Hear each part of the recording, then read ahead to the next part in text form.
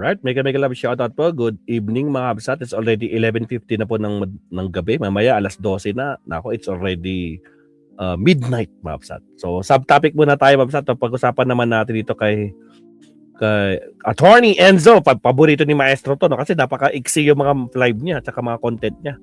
So pwede bang sampahan ng ethics complaint si Marcoleta dahil lumalabas na siyang pagka-pro-China? Ay, magandang. Sige, pakinggan natin to.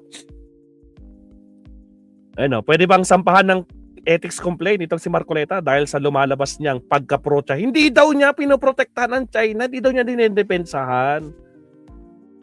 Masasaktan na naman si Marcoleta niyan. Wala nang maraming paligoy-ligoy pa. Attorney. Diretso sa punto na. Maiksi lang ang komentaryo, pero diretso sa punto. Maraming kuro-kuro, may tiwali, may totoo.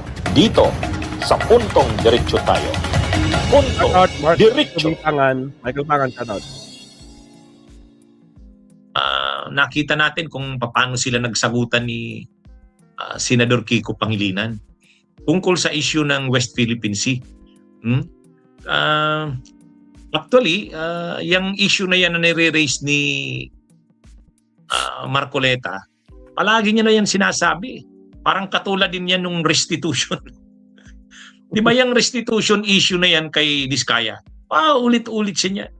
Kaya umaabot na sa punto na tinitingnan na nga siya, kaya nga tinatanong na siya ni Senador Ping Lacson. Bakit parang nag-aabogado ka na para kay La Diskaya? Kasi yung issue ng mga Diskaya, ulit-ulit sa kada hearing lang yan. Hindi na matapos-tapos. Lagi niyang tinatanong yan sa DOJ, kay Prosecutor General Fadulyon, laging tinatanong niya, bakit hindi na-aprobahan ang aplikasyon para sa Witness Protection Program ng mag-asawang Diskaya? O di siyempre, linagay niyo bang requirement ang restitution o pagbabalik ng di umano'y ninakaw na yaman? Tapos siyempre, i-argue niya na naman na wala yan sa batas, wala yan sa rules na kailangan ang restitution bago mag-grant ang application para sa Witness Protection Program. Paulit-ulit niya na yan. Ngayon naman, tungkol naman sa issue ng China, paulit-ulit na rin siya na yung West Philippine Sea niya, ano natin yan, tayo lang ang nag-imbento ng termino ng ano na yan, ng pangalan na yan, na West Philippine Sea, wala naman daw yan sa mapa. Kaya nga nagdebate rin sila dyan ni Commodore J. Tariela. O ngayon na naman, gano'n na naman, paulit-ulit, bawat ano niya, ngayon, nagtalo na naman sila ni Senador Kiko Pangilinan. Ang sinabi niya na naman na wala daw yung West Philippine Sea. Ano daw ba ang coordinates niyan?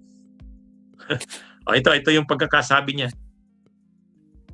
Ito yung pagkakasabi ni sa ngayon naman, debate nila sa Senado, inaano na naman ni Marcoleta yung tungkol sa ano daw ba ang mga coordinates. Mayroon daw ba tayong mga coordinates ng West Philippine Sea? Kasi kung hindi malinaw daw ang coordinates na yan, ay anong natin, hanggang saan yung ipagtatanggol natin? Alin hanggang saang parte yung ipagtatanggol natin? Yun yung sinasabi ni Marcoleta.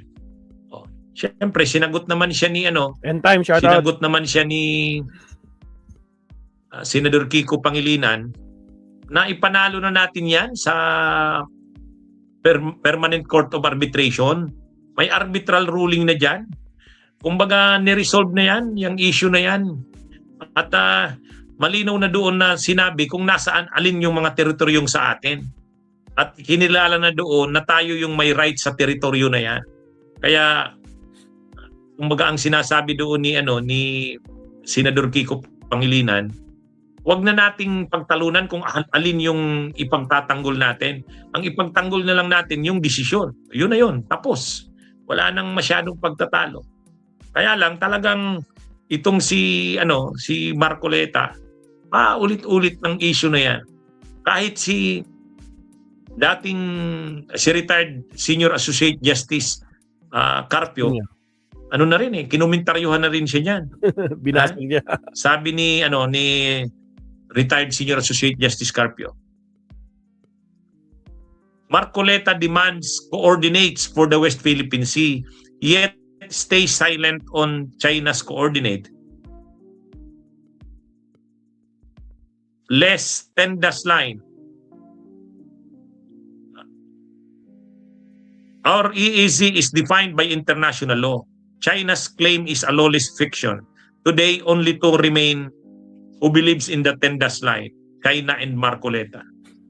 So, kasi sabi ni Marcoleta, Justice Scarpio says China has no coordinates. Fine. But does that mean we should also rely on a name, West Philippine Sea, that has no fixed boundaries in ancient charts? We are fighting a giant with a name we made up only in 2012.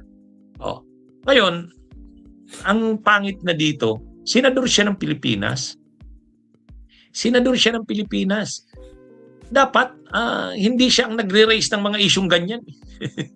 Hindi siya ang dapat nagre-raise ng mga ganyang issue, ang ambassador ng China, ang tagapagsalita ng China, ang Chinese Foreign Ministry Office. Oh.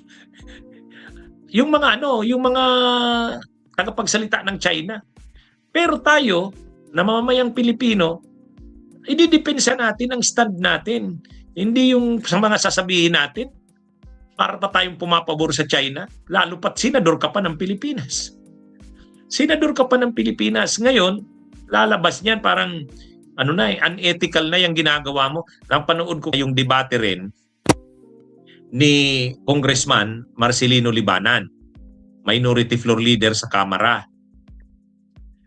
Kadibate niya si Congressman Rufus Rodriguez ng Cagayan de Oro.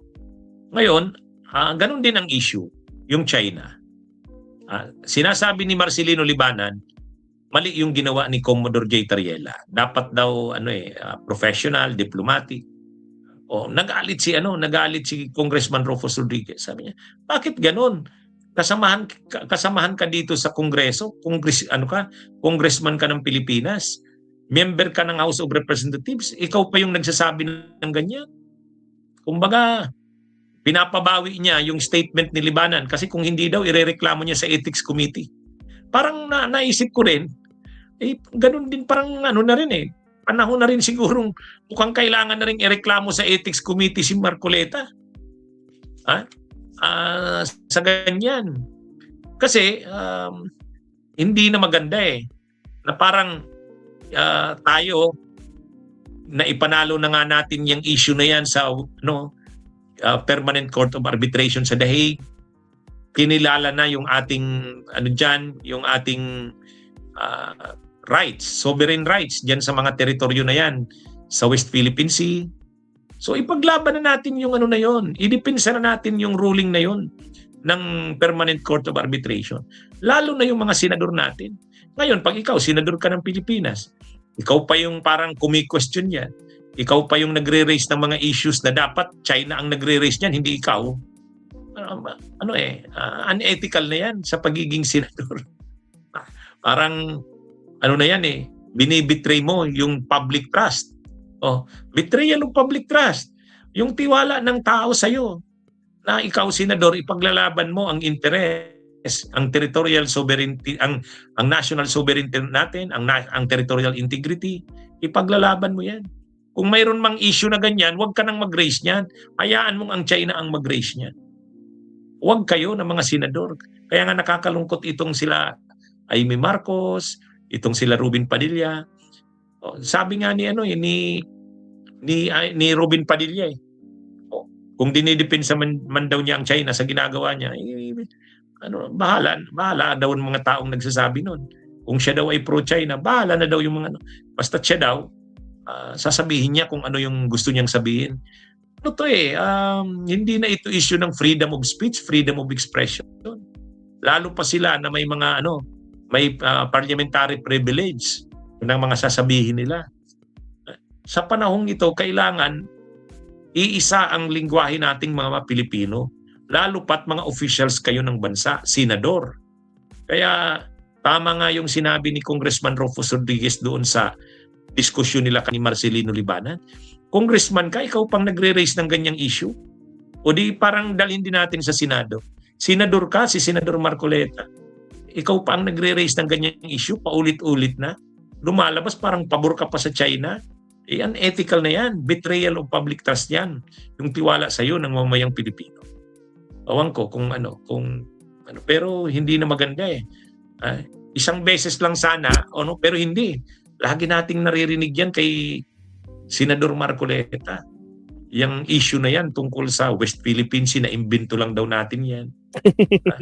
Wala naman daw coordinates yan. Ay ang China nga, walang basis yung kanilang Tendas Line kahit saan international law. Samantalang tayo, mayroon tayong basis sa international law. UNCLOS, mayroon tayo. Nakabase yung ating mga na yan. Sabihin pa natin walang coordinates, kung walang coordinates. Pero may basis sa international law at kinilala yan ng Permanent Court of Arbitration. Samantalang China, wala. Sila lang nag-imbento nung Tendas Line na yan. Tapos, parang lumalabas, yun pa yung pinagtatanggol ni Marcoleta. Siyempre, sasabihin niya, hindi niya naman yung pinagtatanggol. Pero yun ang parang lumalabas eh. Bunyog, halikan na kasama ka. Ano sa tingin niyo, Ma'am Sat? Yung sinasabi ni Attorney Enzo, pwede ba kaya? Possible ba na kasuhan sa ethics complaint itong si Marco? Kasi talagang yung bangayan sa Kongreso kahapon, as in galit na galit, nagwawala sa galit si Kwan eh. Pakinggan natin yun. Puntahan nga natin. Teka, pakita ko lang Puntahan nga natin yun. Napanood nyo ba yun? Halang check ko lang dito sa aking wall. Lahat kasi nakawan lang sa wall eh. Kahapon pa yun. Sa dami kasi ng pinupost ko. Ako po. Wait lang. Talagang lapit na. Again, sa mga bagong pasok dyan, shout out po sa inyo. At syempre, huwag kalimutan mag-like and subscribe. Ako si Tariela, yung pinost ko, nakita ko na naman. Ito yung gusto ko i-share kanina pa eh. Pero punta natin itong bangayan sa West Philippine Sea na naman, pero sa Kongreso naman. Yung binabanggit kanina ni attorney. Tayo, naghahang. Wait lang Talagang kailangan ko na ipa-format tong laptop ko. Mabagal na. Mabagal mag-response sa loading.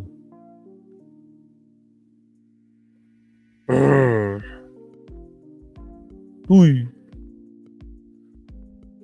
Wait, pakita ko na nga lang. Baka sabihin nyo, dino-joke-joke ko lang eh. Ang tagal eh. Ito.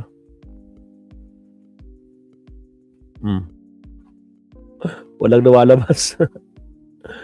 Wait lang. Ito yung mapa ni ko, nabutata siya dito eh. Walang coordinates na nag-exist yung mga yan. Ay putragis. Last refresh. Bago tayo mag-last topic. Wait lang. Pag hindi lumabas yun, putragis. Sige, pag tumagal-tagal pa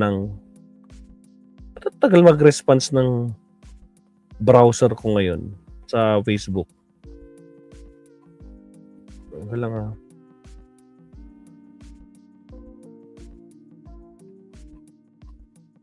Ito yung sasabi ko sa inyo mga kapsa to.